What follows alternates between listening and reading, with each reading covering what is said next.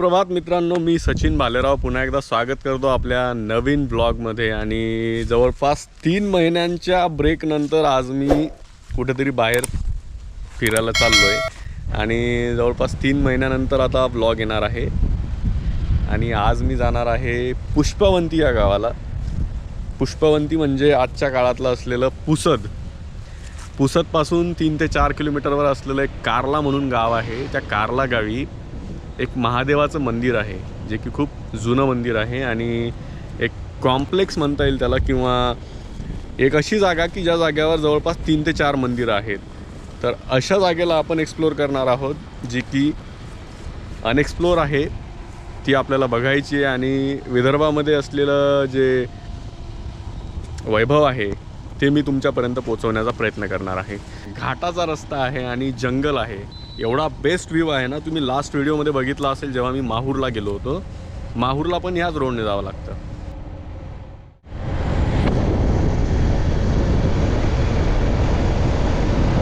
अशी नागमोडी वळणं असलेला हा रस्ता आणि आजूबाजूला असलेलं जंगल, वा भारी एकदम।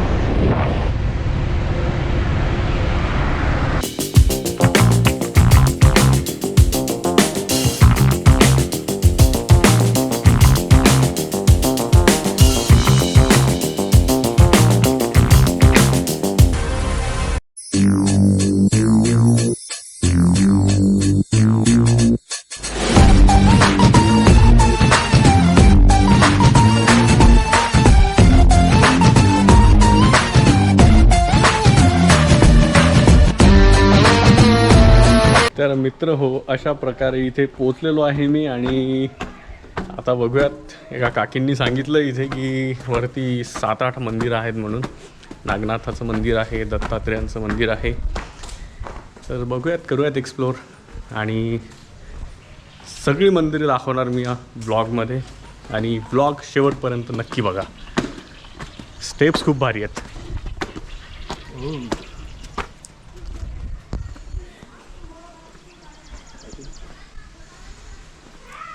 हा व्ह्यू बघितल्यासारखं वाटतं।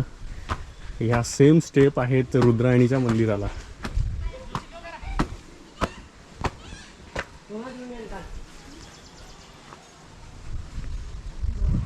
परिसर स्वच्छ ठेवलेला आहे इथला।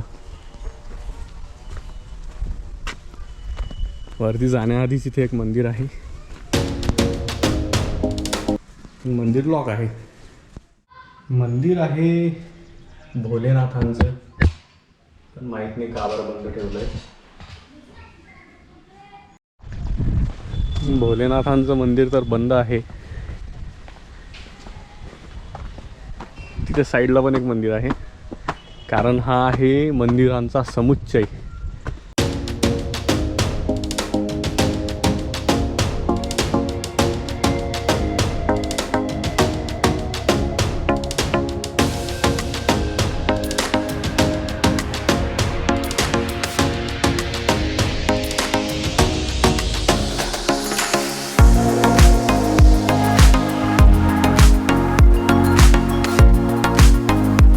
ओम नमो भगवते वासुदेवाय, श्रीकृष्णाचं मंदिर।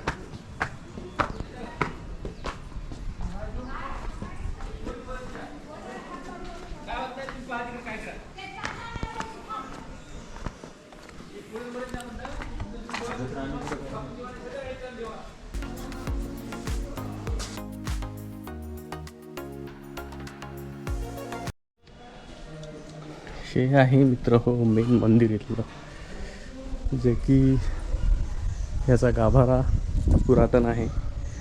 बाकी मंदिर आजूबाजूचे नवीन आहेत।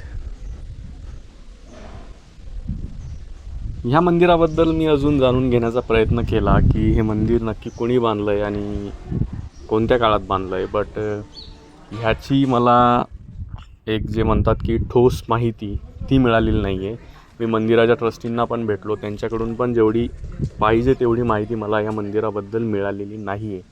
कारण मंदिराचं जे बांधकाम आहे ते तर पुरातन दिसतंय, त्यावरचे जे शिलालेख आहेत किंवा त्यावरती बनवलेल्या ज्या मूर्त्या आहेत ह्या नक्कीच पुरातन आहेत। श्रीकृष्णाची मूर्ती असलेलं जे मंदिर आहे त्याचं सभामंडपाचं काम एकदम जुनं दिसलं आहे मला. त्यामुळे नक्कीच हे मंदिर ॲटलिस्ट 100-200 वर्ष तरी जुनं असणार आहे. आणि इथे आहे दुर्गादेवीचं मंदिर आणि हे आहे दत्तात्रेय प्रभूंचं मंदिर.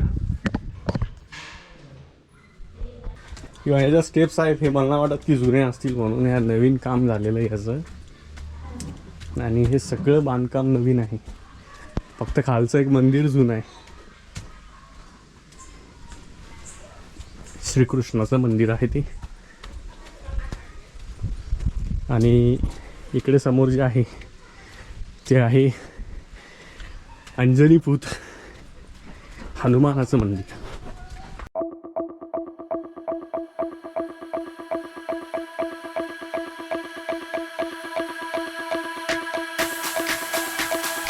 जय हनुमान. मंदिरातली मूर्ती नवीन आहे पण मंदिराचं बांधकाम हे जुनं दिसतंय.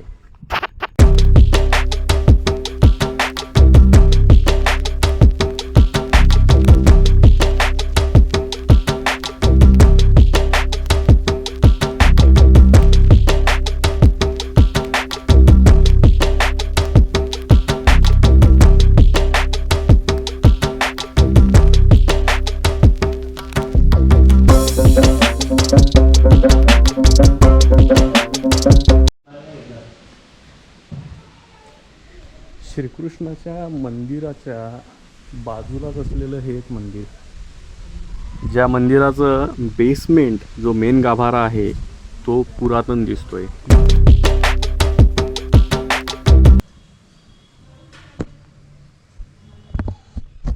या मंदिरामध्ये पण शिवलिंग आहे.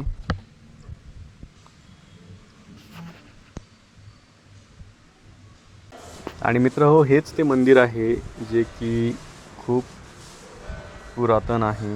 ह्याचं बांधकामसुद्धा सांगून जातं की हे पुरातन आहे. आणि ह्या मंदिरामध्ये गाभाऱ्यामध्ये आहे श्रीकृष्णाची मूर्ती. मनमोहक मूर्ती आहे इथे गोविंदाची. मित्र, कार्ला देवस्थानवरून आल्यानंतर इथे एक पुसदमध्ये असलेलं हे आहे महादेवाचं हेमाडपंथी मंदिर. आणि हे आहे या मंदिराचे झालेले हाल. पूस नदीच्या काठावरती असलेलं हे आहे मंदिर. आणि आधी मला असं वाटत होतं की पुसदमध्ये पौराणिक वास्तू नाही आहेत, बट जेव्हा इथे आलो त्यानंतर ह्या मंदिराला बघितलं आणि कळलं की पुसदमध्ये सुद्धा हेमाडपंथी मंदिरं आहेत. पण या मंदिराकडे ना पुरातत्व खात्याचं लक्ष आहे ना लोकल खात्याचं.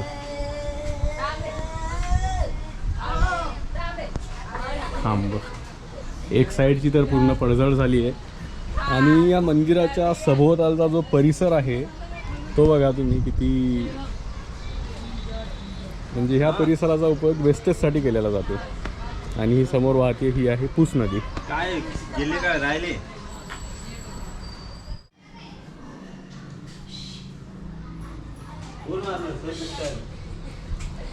एवढी सुंदर वास्तू इथे आहे पण या वास्तूकडे झालेलं दुर्लक्ष आपल्याला ही कंडिशन पाहून समजून येईल.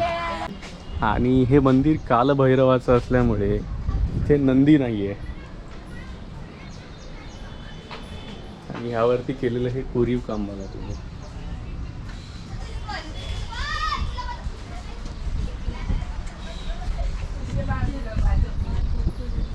ह्या मंदिराला आपण वेढा सुद्धा नाही मारू शकत कारण इकडनं काहीच राहिलेलं नाही आता.